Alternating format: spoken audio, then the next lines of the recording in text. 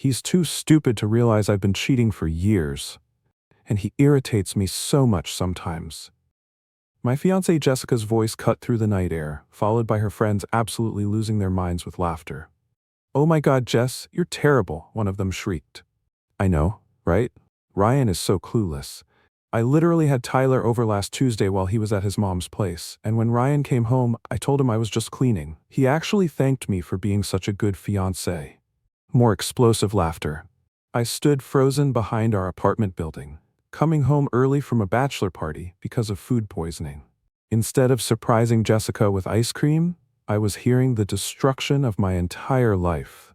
"The best part," Jessica continued, slurring slightly, "is that he wants to move up our wedding date to this summer because he's so excited." The laughter felt like nails on a chalkboard. "Keep playing the perfect little fiancé, obviously. The man bought me a $15,000 ring and pays for literally everything. I'm not stupid enough to mess that up until I figure out what I actually want. 3 years together. A ring I'd saved 8 months for. Wedding planning consuming our weekends. All just entertainment for her. Tyler's so much better in bed anyway," Jessica added with a clink of wine glasses. "Ryan tries so hard, bless his heart, but he's just boring. In everything. His job, his hobbies, even the way he kisses. Sometimes I catch myself falling asleep when he's talking about his day." I needed to leave before they saw me. But as I turned away, Jessica said something that stopped me cold. "The wedding's going to be hilarious, though. All his family thinking I'm this innocent angel, while I know exactly what I'm doing on my bachelorette weekend in Vegas." More cackling. Tyler's already booked his flight. That's when something inside me shifted.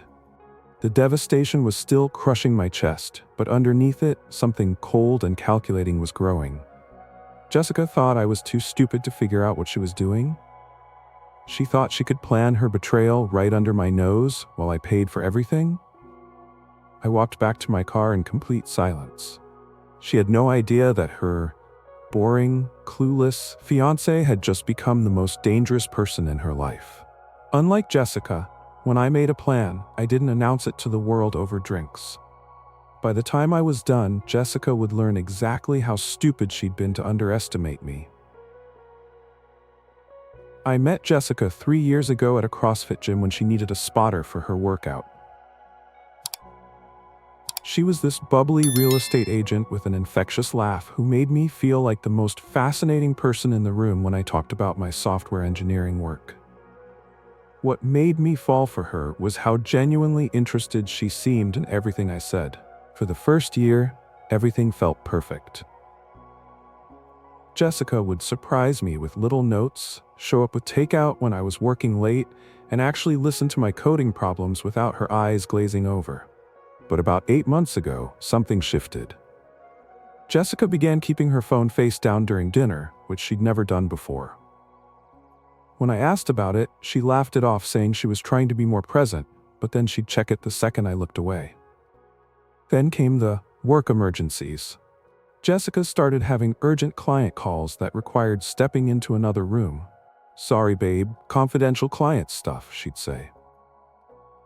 But real estate agents don't have confidential midnight emergencies, and these calls happened way too often for someone claiming business was slow. The biggest red flag was during my cousin's wedding 2 months ago. Jessica spent half the reception on her phone, claiming a difficult buyer needed constant reassurance. When my aunt asked what was so urgent, Jessica got flustered and made up something about weekend contract negotiations. I defended her to my family, insisting she was just dedicated. Looking back, I was such an idiot. Last month, she started suggesting I visit my mom more, especially weekends. "You should spend more time with her, Ryan. Family is so important," she'd say, while practically pushing me out the door. I thought it was sweet that she cared about my relationship with my mom. I had no idea she was clearing the schedule for Tyler to come over. But I was about to discover exactly what Jessica and Tyler had been doing in our apartment, while I was being the perfect son she encouraged me to be. The discovery happened completely by accident 3 weeks ago. Jessica was in the shower when her laptop started buzzing with FaceTime calls on the kitchen counter. I figured it was a client emergency, so I went to decline the call and tell them she'd call back. But when I saw the screen, my blood turned to ice. Tyler Mitchell, incoming FaceTime call. The same Tyler from her drunk confession, her old college friend who'd moved back to town last year. The laptop kept buzzing, and without thinking, I answered it. "Hey beautiful, I'm already hard just thinking about." Tyler's voice cut off when he saw my face instead of Jessica's. For 3 seconds, we just stared at each other through the screen. Then he hung up. My hands were shaking as I stared at the laptop. I could hear Jessica still singing in the shower, completely oblivious. Something inside me snapped into investigative mode. I opened her messages. What I found destroyed me. Hundreds of texts between Jessica and Tyler going back 8 months. Screenshots burned into my memory. "Can't wait for Ryan to visit his mommy again so we can have the place to ourselves. Last weekend was incredible. Your fiancé has no idea what he's missing. I love how you moan my name, so much louder than you ever were with him." But the worst one was from just 2 days ago. "Babe, I think we should tell him after the wedding. I can't keep pretending to love him when all I think about is you. The ring is gorgeous though." I screenshot everything and emailed it to myself before Jessica finished her shower. My heart was pounding so hard I thought it might explode. Over half our relationship had been a lie. She'd been cheating while planning our wedding while I saved for that ring, while I told my family how lucky I was. I checked her photos next. There they were, pictures of Tyler in our bed, in our living room, even one of them together on our couch with the caption, "Where Ryan takes his precious naps." When Jessica came out of the bathroom, hair wrapped in a towel, she smiled at me like nothing had happened. "Who was calling?" she asked casually. "Wrong number," I lied, watching her face for any sign of guilt. "Nothing." She just kissed my forehead and started getting dressed for work, like she hadn't just been sexting another man 5 minutes earlier. But this was just the beginning of what I was about to uncover. Over the next week, I became a man obsessed. While Jessica was at work, I went through everything: her email, social media, even her laptop browser history.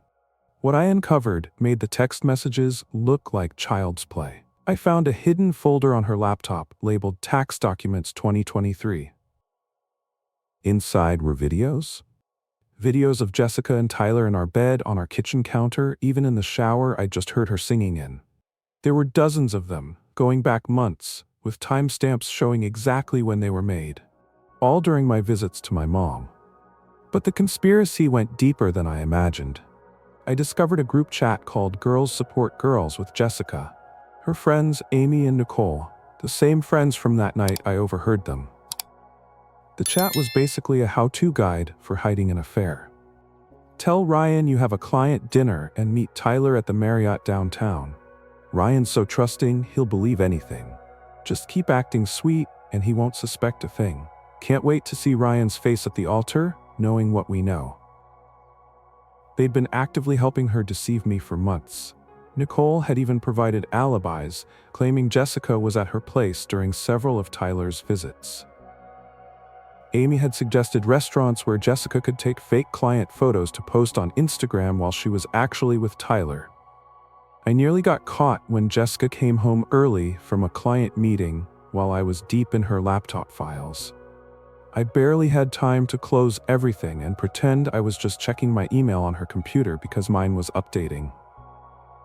"What are you doing on my laptop?" she asked, and for a split second, I saw something flash across her face. Panic, maybe suspicion. Just needed to check something quick. "Hope that's okay," I said casually. She smiled, but it didn't reach her eyes. "Of course, babe, we don't have secrets." The irony was suffocating. I also found hotel receipts hidden in her car's glove compartment.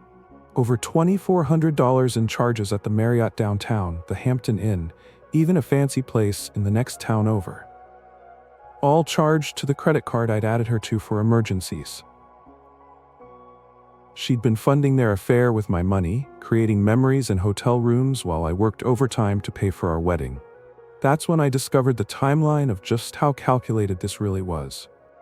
Tyler had moved back to town exactly 1 week after Jessica and I got engaged. This wasn't some random affair that developed over time. This was planned. She'd kept him updated on our relationship status, and he'd timed his return perfectly. That's when I decided they would both pay for what they'd done to me. The next 2 weeks became the most methodical period of my life.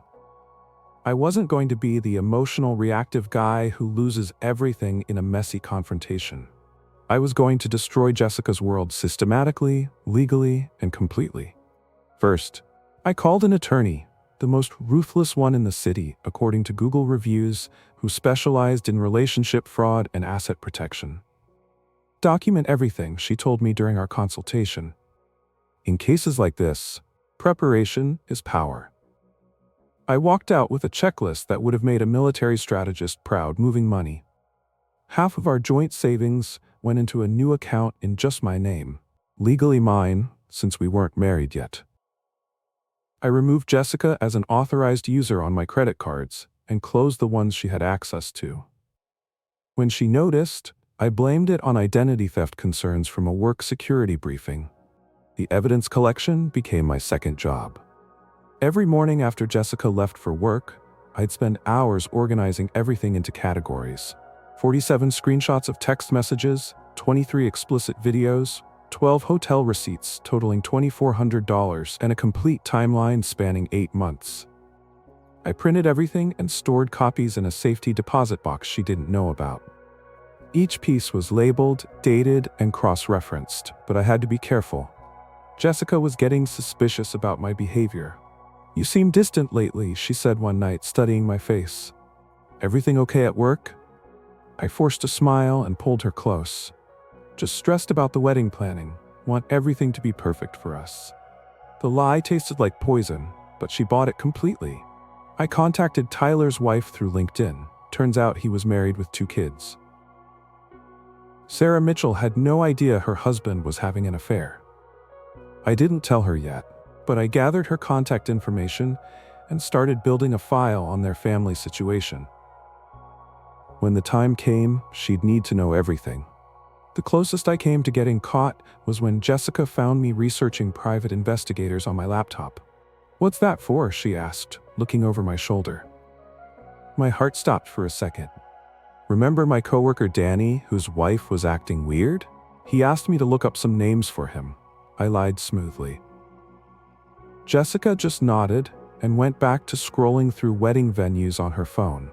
I also started planting seeds with our mutual friends.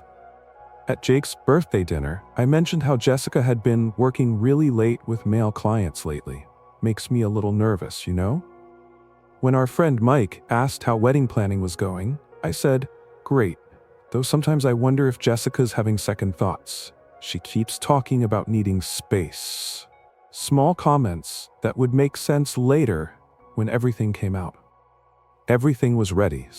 I had the evidence, the financial protection, and the perfect plan for maximum exposure. Tomorrow was the day I'd chosen, Jessica's company holiday party, where all her coworkers and clients would be present. She had no idea she was about to become the star of the most humiliating show of her life. Jessica's real estate company holiday party was held at the Riverside Country Club, the same venue where we'd planned to have our wedding reception. The irony wasn't lost on me as I walked in wearing my best suit, carrying a leather portfolio that would destroy her life. About 60 people filled the elegant ballroom. Her coworkers, clients, boss, and several potential business partners she'd been courting for months. Jessica looked stunning in a red dress I'd bought her for Christmas. She was working the room like the professional she was, laughing with clients and networking with her usual charm. When she saw me, her face lit up with genuine happiness. "Ryan, I'm so glad you came. Everyone's been asking to meet my amazing fiancé." She had no idea this was her last night as a respected member of the business community. I played the perfect supportive boyfriend for the first hour. Shaking hands, making small talk about our upcoming wedding, accepting congratulations from her colleagues. Jessica kept squeezing my arm proudly, introducing me as the love of my life and the man who makes me want to be better. Each word was a knife, but I smiled and played my part.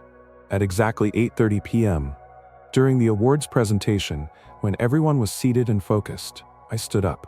"Excuse me, everyone," I said loudly, tapping my wine glass. The room quieted, thinking I was about to give a toast. Jessica looked confused but smiled encouragingly. "I have something important to share about my fiancée Jessica." I opened my portfolio and pulled out the first piece of evidence, a blown-up screenshot of Jessica's text to Tyler. "Can't wait for Ryan to visit his mommy again, so we can have the place to ourselves." I held it up for everyone to see. This is from Jessica's phone, sent to Tyler Mitchell 3 weeks ago. The room went dead silent. Jessica's face went white as paper. "Ryan, what are you doing?" she whispered, but her voice carried in the silence. "I'm sharing the truth about the woman you all think is so trustworthy with your real estate deals," I continued, pulling out more screenshots. "This one's from last Tuesday. I love how you moan my name. So much louder than you ever were with him." Gasps erupted around the room. Several people pulled out their phones to record. Mr. Peterson, her biggest client, was already heading for the door. Jessica stood up shakily. "This is fake. He's making this up because I found out about Tyler?" I interrupted. "The same Tyler who's been sleeping in our bed for 8 months while I worked overtime to pay for our wedding?" I pulled out hotel receipts. "These are from the Marriott downtown, charged to my credit card. Over $2,400 worth of romantic getaways while I thought she was showing houses." Her boss, Mr. Henderson, was staring at Jessica with disgust. Several clients were already gathering their coats to leave. Jessica's carefully built professional reputation was crumbling in real time. "The best part," I continued, my voice carrying across the silent room, "is what she told her friends about me." I read directly from my phone. "He's too stupid to realize I've been cheating for years, and he irritates me so much sometimes." I pulled out another screenshot, but this one from her group chat is even better. "Can't wait to see Ryan's face at the altar knowing what we know." I looked directly at Jessica. "You called me Marcus in your texts. After 3 years together, you can't even remember my name when you're mocking me with your friends. Oh, and I also sent all of this evidence to Tyler's wife Sarah this morning," I added. "She had no idea her husband was cheating with you. She's filing for divorce today." Jessica finally found her voice, tears streaming down her face. "Ryan, please, can we talk about this privately? Like how you privately planned to humiliate me at our wedding?" I shot back. "Like how you and your friends laughed about my precious naps on the couch where you've been screwing Tyler?" The confrontation ended when Jessica ran out of the ballroom sobbing, leaving behind a room full of shocked colleagues and a completely destroyed professional reputation. The fallout was swift and merciless. By the next morning, videos of the confrontation were circulating through the local real estate community like wildfire. Someone had posted clips on social media with captions like "Real estate agent exposed as cheater at company party." Jessica's professional reputation was obliterated before she even woke up. Within 48 hours, Mr. Henderson called Jessica into his office and terminated her employment. "We can't have someone representing our company who's been exposed for this level of dishonesty," he told her, according to Amy, who worked in the same office. 3 major clients immediately pulled their listings, including Mr. Peterson, who'd been planning a $2.8 million commercial deal with her. Her real estate license was still valid, but no reputable firm in the city would touch her. Jessica's attempts to crawl back were pathetic and desperate. She showed up at my apartment at 2 a.m. the night after the party, mascara streaked down her face, begging me to talk this through like adults. I watched through the peephole as she sobbed in the hallway for 20 minutes before finally leaving. The next day, she sent me a 12-page handwritten letter claiming Tyler had manipulated and seduced her, and that she'd been planning to end things with him after our wedding. Her family turned their backs on her completely. Jessica's parents, who had always prided themselves on their daughter's success and moral character, were humiliated beyond belief. Her father called me personally to apologize and said they'd already removed Jessica's photos from their holiday cards. "We raised her better than this," he said, his voice breaking.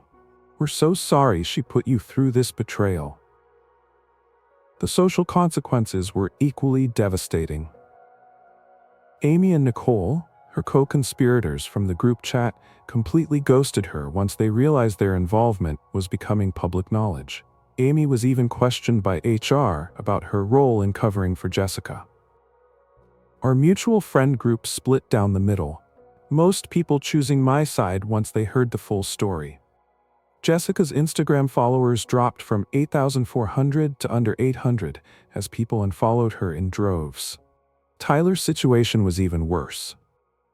Sarah Mitchell had not only filed for divorce but was going for full custody of their 2 kids. She'd also sent Tyler's evidence package to his employer, a conservative financial firm that immediately fired him for moral turpitude. Tyler tried calling me repeatedly, leaving voicemails begging me not to destroy his family over a mistake. I never called him back. Meanwhile, my life was dramatically improving. The toxic stress that had been eating at me for months disappeared overnight. I got promoted at work after my boss noticed how much more focused and energetic I'd become. Friends and family rallied around me with support I never expected. My mom, who had always been polite but distant with Jessica, admitted she'd never liked her and was relieved I'd found out before the wedding. But Jessica wasn't done trying to salvage something from the wreckage. Last week, she somehow got my new phone number and called me crying, claiming she was pregnant. "Ryan, we can fix this. We can be a family," she sobbed into the phone. The timing made no sense. We hadn't been intimate in over a month, and I'd seen her period calendar on her phone just 2 weeks ago. I hung up and blocked the number immediately. Even if it were somehow true, there was no going back from what she'd done. But the story wasn't over yet. I was about to discover that Jessica's betrayal had one final, unexpected consequence that would change everything.